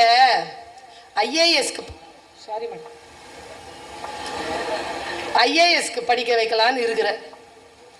இது பி கேட்டுட்டார், நீ என்னடா படிக்க வைக்கிறது? என் பிள்ளைய என்ன மாதிரியான ஒரு கோச்சிங் சென்டர்ல போடுறோம் பாருன்னு இவருக்கு முன்னாலேயே போய் சேர்த்துட்டார். அது படிக்குது, இதுவும் படிக்குது. 2 பேரும் எக்ஸாம் எழுதினாங்க. ப்ரிலிமினரி ரிசல்ட் வந்துருச்சு. இப்ப ரிசல்ட் இன்னைக்கு வருது. நீங்க எல்லாம் நம்ம தம்பியோ அண்ணனோ தான் பி. ஓகேவா? கிளியர்? பத்திரிக்கையில வருது. பத்திரிக்கையை வாங்கிட்டோம். மனசாட்சியோட சொல்லுங்க, ஃபர்ஸ்ட் யாருது பாப்பீங்க?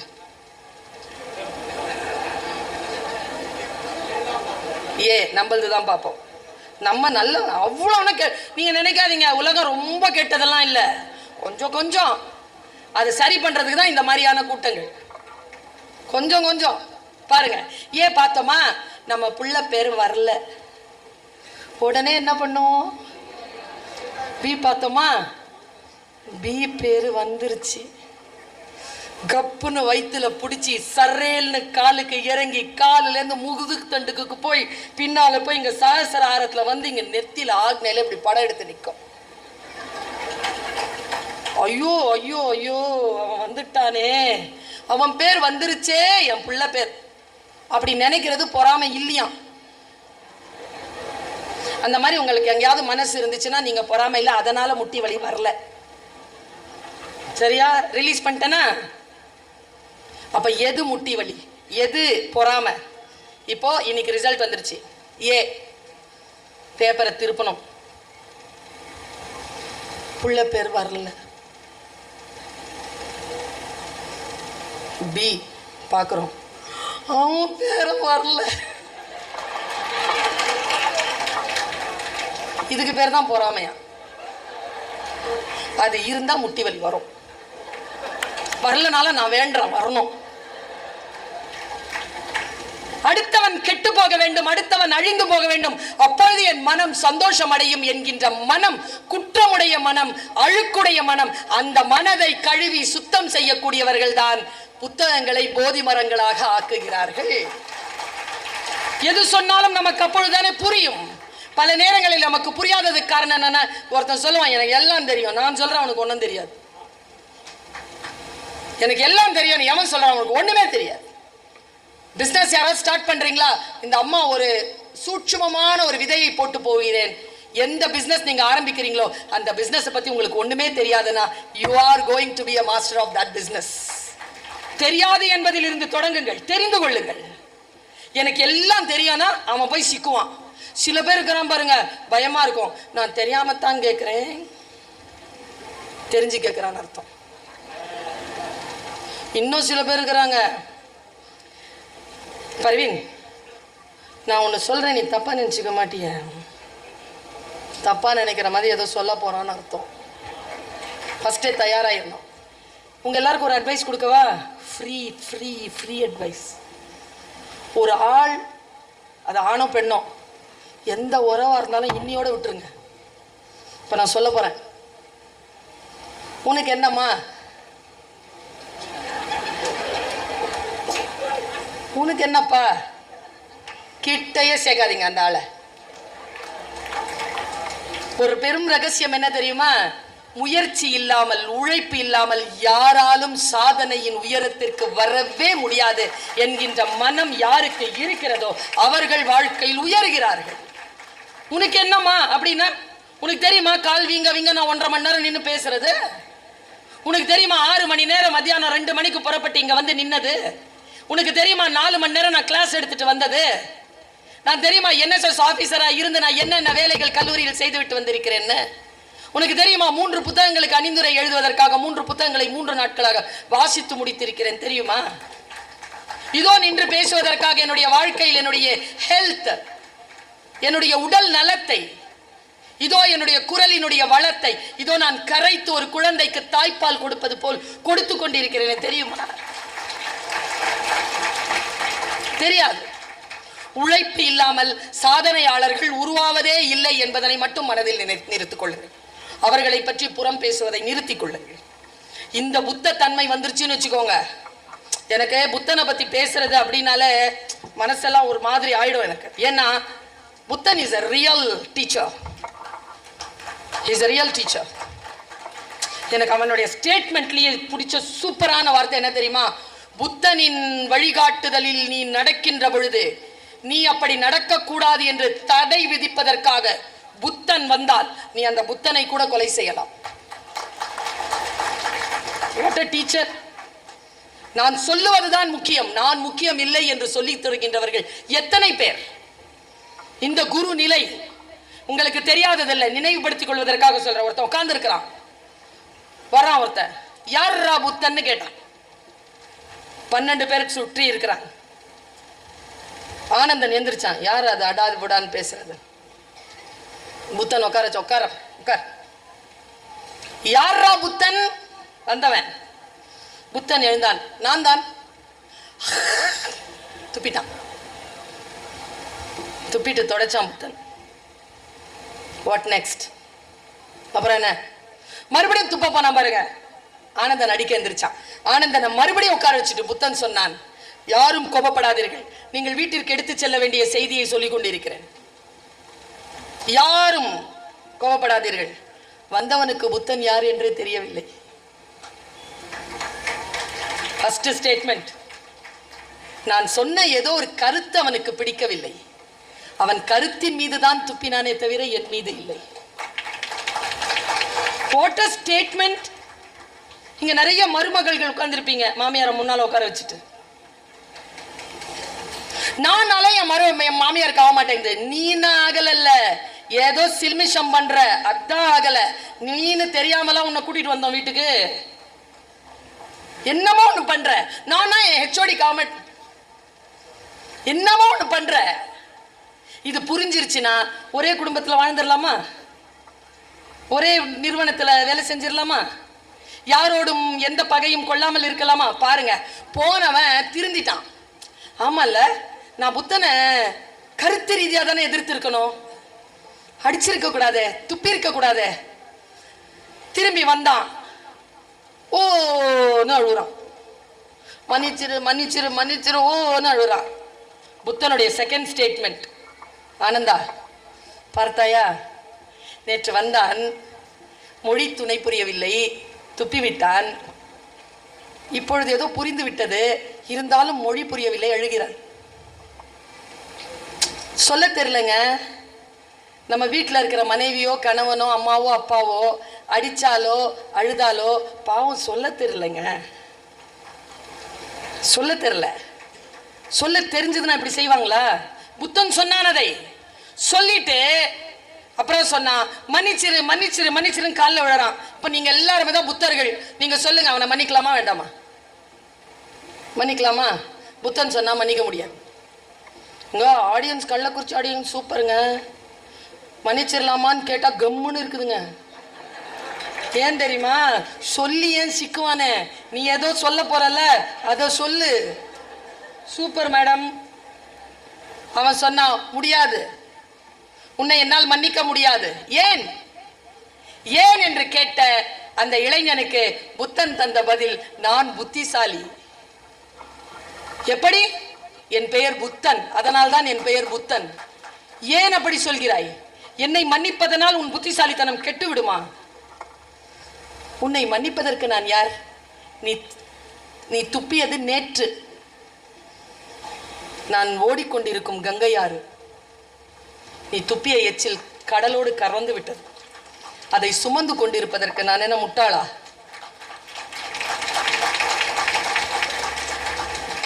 வார்த்தை. அப்புறமா சொன்னா, இதோ நீ புலம்பிக் கொண்டு அழுது கொண்டிருக்கிறாயே, இதுவும் கடந்து போகும், இதையும் சுமக்க போவதில்லை. கிளாராங்கிற ஒரு அம்மாங்க 97 இயர்ஸ்ல இறந்தாங்க. ரெட் கிராஸ்ங்கிற ஒரு மூமெண்ட்டை கண்டுபிடிச்சது அவங்க தான். அவங்களுடைய மரண வாக்குமூலத்தை சொல்லுகிறேன், இன்றைக்கு நீங்கள் எழுதி வைத்துக் கொள்ளுங்கள். வாசித்தனால் வந்த அறிவு எனக்கு. நான் துக்கங்களையும் துன்பங்களையும் சுமந்ததே கிடையாது, அதுதான் என் வாழ்க்கையின் இளமையின் ரகசியம்.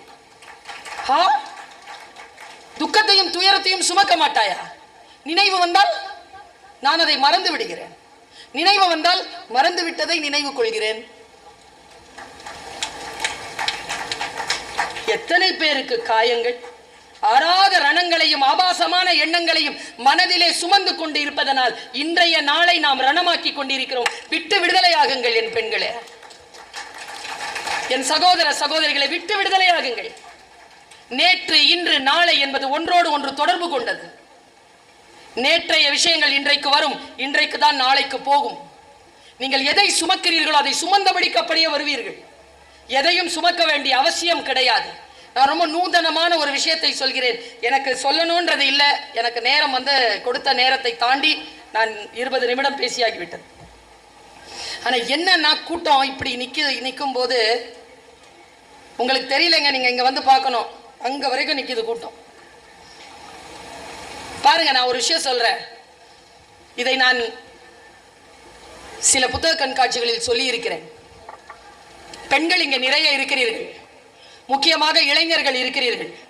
இளைஞர்களுக்கும் முக்கியமாக பெண்களுக்கும் சொல்லுகிறேன், இந்த செய்தி ஆண்கள் வேண்டுமானாலும் எடுத்துக்கொள்ளுங்கள். ஏனென்றால் ஐயா, உங்கள் உலகம் பெரியதுயா, எங்க உலகம் ரொம்ப சின்னது. அந்த சின்னதுக்குள்ள இருந்து தான் நாங்க எக்கி எக்கி எக்கி வெளியில வர வேண்டியதா இருக்குது. அதனால் நான் சொல்கிறேன், எங்களை விட உங்களுக்கு சிரமங்கள் அதிகம்தான், ஆனால் உங்கள் சிரமங்களுக்கான தீர்வுகள் உண்டுயா. எங்கள் சிரமங்களுக்கான தீர்வுகள் இன்னும் கண்டுபிடிக்கப்படவில்லை என்பதற்காகத்தான் நாங்கள் இப்படி மேடையேறி பேசிக் கொண்டிருக்கிறோம். பாருங்க, சமீபத்தில் நான் ஒரு நாட்டுக்கு போனேன்னு சொன்னேன்ல, 2 நாள் லீவ் கிடைச்சது. இதை சொல்லிட்டு நான் கிளம்பிடுறேன். 2 நாள் லீவு. அந்த 2 நாள் லீவில் என்னை கனடா நாட்டுக்கு கூப்பிட்டாங்க. விசா இருந்தது, ஆனால் போய்த்தான் ஆகணுங்கிற கடப்பாடு. என்னன்னா, போன வருஷம் மட்டும் 63 இளைஞர்கள் தற்கொலை செய்து கொண்டிருக்கிறார். தமிழ் பேசுகின்ற இளைஞர்கள். மிஸ்டர் தமிழ் கனடாங்கிற ஒரு அமைப்பு மூலமாக என்னை தொடர்பு கொண்டாங்க. எனக்கு நிறைய இமெயில்ஸ் வரும். அதில் பெரிய முடிவுகள் எடுக்க இருந்தேன், உங்கள் பேச்சு கேட்டேன், ஃபைட் பேக் பண்ணணும்னு முடிவுக்கு பண்ணிட்டேன்னு எனக்கு நிறைய மெயில்ஸ் வரும். நான் இப்படி சொல்லுவேன் பெண்களுக்கு, எல்லாரும் ஒரு நாள் சாவத்தான் போகிறோம், ஆனால் நம்ம செத்துடணும்னு நினைக்கிறாங்கல்ல, அவங்களுக்கு முன்னால் மட்டும் சாவக்கூடாது. உன்னால் முடியாது என்று சொல்வதனை வேறு யாரோ ஒருவர் செய்து கொண்டு தான் இருக்கிறார். உன்னால் முடியாது என்றால் யாராலும் முடியாது, யாராலும் முடியாது என்றால் உன்னால் மட்டுமே முடியும். இதான் என்னுடைய தாரக மந்திரம். கூப்பிட்டாங்க.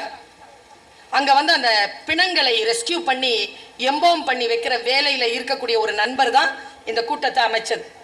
150 பேர் வந்திருந்தாங்க கூட்டம். இன்னர் ஹார்மனிங்கிற டாபிக்ல நான் பேசுறேன். பேசிட்டேன்.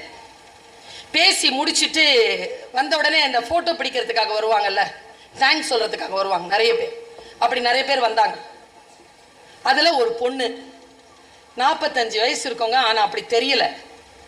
அப்படி கராத்தே கிட்ல பார்த்துருக்கீங்களா, அந்த பாம்புக்கு முன்னால் ஆடுமே ஒரு பொண்ணு, நின்று எரியிற தீபம் மாதிரி இருக்கிறா. வந்தா முன்னால டக் டக் டக் டக்னு பயங்கரமா ட்ரெஸ் பண்ணியிருந்தா. ரிச்னா ரிச், பணக்காரினா அப்படி ஒரு பணக்காரி, நல்லா தெரியுது. என் கையை பிடிச்சிட்டு முத்தம் கொடுக்குறா. தேங்க்யூ தேங்க்யூ தேங்க்யூ தேங்க்யூ அப்படிங்கிறா. எனக்கு அவன் மூஞ்சியை பார்த்தா மேக்கப் கலையுது, அழுவுது. என்னடா இது மேக்கப் கலையுத பிள்ளைக்குன்னு பார்த்துட்டு இருக்கிறேன். 8 வருஷம் சிறையில் இருந்த உள்ள 8 years இன்னைக்கு ரிலீஸ் பண்ணிட்டீங்க நீங்க. Thank you thank you, you are a brave woman, I love you so much அப்படின்ட்டு மறுபடியும் முத்தம் கொடுத்துட்டு ஓடிட்டாளா. நான் அதிர்ச்சியிலேருந்து மீளவே இல்லை. 8 வருஷம் சிறையில் இருந்திருக்காளா, ஐயோ பாவமே அப்படின்னு நினச்சிக்கிட்டே இருந்தேன்னா, திடீர்னு மண்டையில் ஒரு அடி, ஓடு வெளியிலன்னு. வெளியில் ஓடுற அது BMW அப்படி ஓப்பன் பண்ணிட்டு இருக்கு.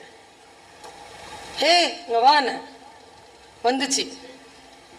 என்ன மேடம், 45 நிமிஷம் பேசியிருக்கேன், 18 பாயிண்ட். உனக்கு எந்த பாயிண்ட்ல ரிலீஸ் ஆச்சு? ஏதோ ஓடு வடைஞ்சது, அறிவு வந்துச்சு அப்படிலாம் சொன்னிய, எந்த பாயிண்ட்டு? ஏன்னா அது சொன்னால் நம்ம மக்களுக்கு சொல்லிடலாம்ல டக்குன்னு. அது சொல்லிச்சிங்க எனக்கு என்ன பாயிண்ட்டுன்னு. நான் இந்த மாதிரி ஒரு மீட்டிங்கில் சொன்னேன்னா, அந்த பாயிண்ட் அந்த பொண்ணு என்ன சொல்லிச்சோ அந்த பாயிண்ட்டை நான் சொன்னேன். காரில் ஏறும்போது ஒரு அம்மா வந்து கேட்குறாங்க, அது என்ன பாயிண்ட்டுன்னு. என்ன தெரியுமா, இந்த காட்சியே மனசில் வருதா, அந்த காட்சி முடியும் போது நான் இந்த மேட்ரு சொல்லி முடிச்சுட்டு போயிருக்கேன். பல பேருக்கு கவனம் ஒரு விஷயத்தை உள்வாங்கி அதை ஃப்ரேம் பண்ணுறதுக்குள்ளே இன்னொரு விஷயம் வந்துட்டு போயிடும். அதனால தான் படிக்கணுங்கிறது. First standard, second standard, third standard, fourth ஸ்டாண்டர்ட்னா என்னன்னா, அந்த அறிவை பலப்படுத்துறதுக்கு பேர் தான். சொன்ன உடனே ஷார்ப்பா அப்படி டக்குன்னு புரிஞ்சுக்கணும்.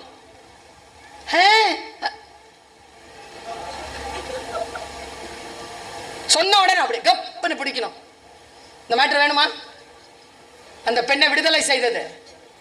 இப்போ சொல்றேன், கவனம்.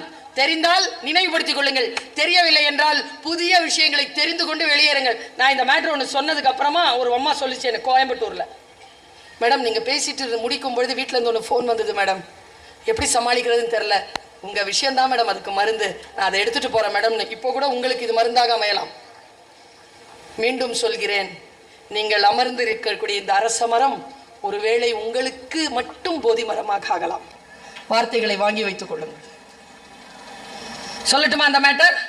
அங்க கார் கிட்ட வந்து கேட்க கூடாது, அந்த பொண்ணுக்கு மாற்றத்தை கொடுத்த பாயிண்ட் எதுன்னு பாருங்க. ஒருத்தன் காட்டு வழியில நடந்துகிட்டே இருக்கான். காடு காடு, முழு காடு, இருட்டு, கொஞ்சம் கொஞ்சம் வெளிச்சம் தெரியுது. அந்த வெளிச்சத்துல அவனுக்கு என்ன எங்க நடக்கிறதுன்னு தெரியல, வெறும் புதர் மண்டி கிடக்கிற காட்டுல நடந்துகிட்டு இருக்கான். வழி பார்த்து நடக்கிறான், வேற வழி கிடையாது, திரும்பி போக முடியாது. அப்படி போகும்பொழுது வழியில பெரிய ஒரு பாம்பு புத்து வெளிச்சத்துல பார்த்துட்டான். ஐயோ கடக்கணுமே இறைவான்னு பாம்பு புத்த கடந்தான் பாருங்க.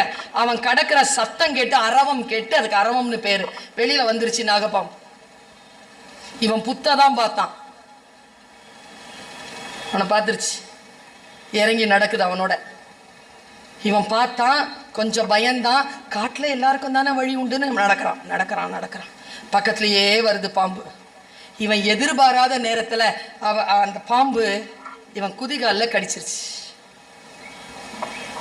நம்ம எல்லாருமே தான் கடிப்பட்ட அந்த நபர். நான் பாம்பு என்று சொன்னது பாம்பு இல்லை. நம் உறவினர்களாக இருக்கலாம், நம் குழந்தைகளாக இருக்கலாம், நம்முடன் வேலை செய்பவர்களாக இருக்கலாம், பார்ட்னர்ஸாக இருக்கலாம், ஃப்ரெண்ட்ஸாக இருக்கலாம், யாரை வேணாலும் இருக்கலாம். கடிச்சிருச்சா?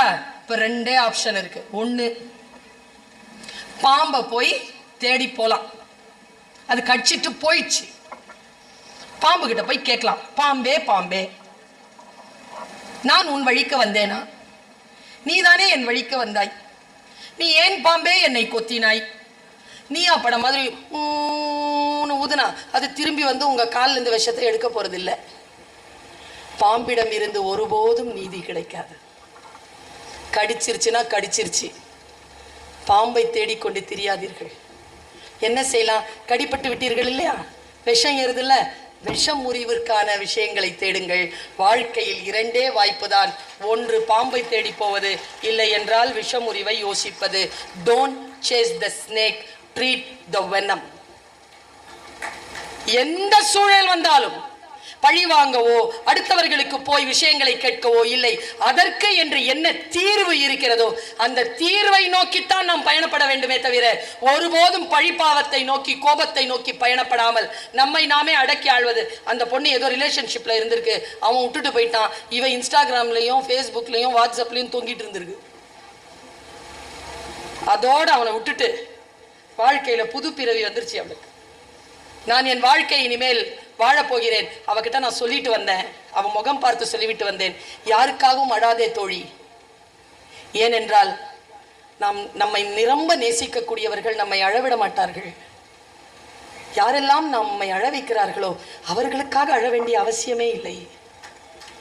இதை நீ புரிந்து கொண்டு போ. வாழ்க்கை ஒரு முறைதான் வரும். சிறகை விரி, எழு, பற. பூட்டிய இருப்பு கூட்டின் கதவு திறக்கப்பட்டது. சிறுத்தைய வெளியில் வா. எலியென உன்னை இகழ்ந்தவர் நடுங்கிட புலியென செயல் செய்ய புறப்படு வெளியே. நம்பினை இருளினை விளக்க செம்புட்பறவையே சிறகை விரி, எழு, பற. இதோ ராஜாளி நான் பறந்து கொண்டிருக்கிறேன், வா சேர்ந்து பறப்போம். வானம் காத்திருக்கிறது. நன்றி, வணக்கம். இந்த பதிவை குறித்து உங்களுடைய கருத்துக்கள் வரவேற்கப்படுகின்றன. மறவாது ஐதருமபுரி சேனலை சப்ஸ்கிரைப் செய்து பாருங்கள். இந்த நாள் இனிய நாளாக அமைய வாழ்த்துகின்றோம்.